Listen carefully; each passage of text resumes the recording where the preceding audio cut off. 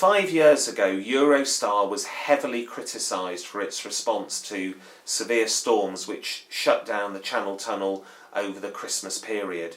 It was particularly criticised for inadequate communication with its passengers, particularly through the medium of social media.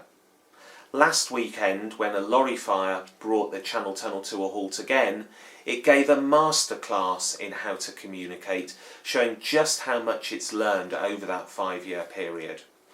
What was so good about it? Well, firstly, speed. Within minutes of the incident happening, Eurostar was pumping out information. Speed is really important these days. Secondly, frequency of communication. They weren't satisfied with just issuing a couple of tweets once every 3 or 4 hours.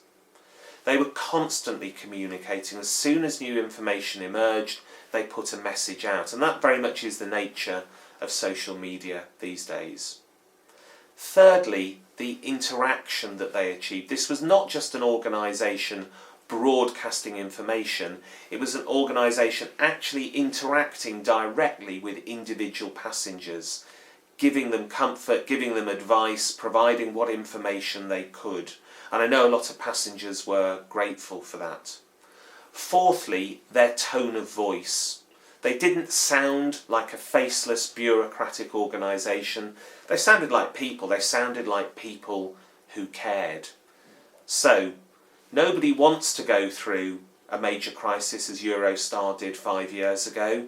But what I absolutely commend them for is the fact that they took on board the learnings from that incident and were therefore able to deliver an exemplary performance of crisis communication during this latest incident. It's an approach that other organisations would do well to mirror before they have to do it for real. So crisis management training and implementation of that approach will serve organisations well if they ever have to deal with anything like Eurostar.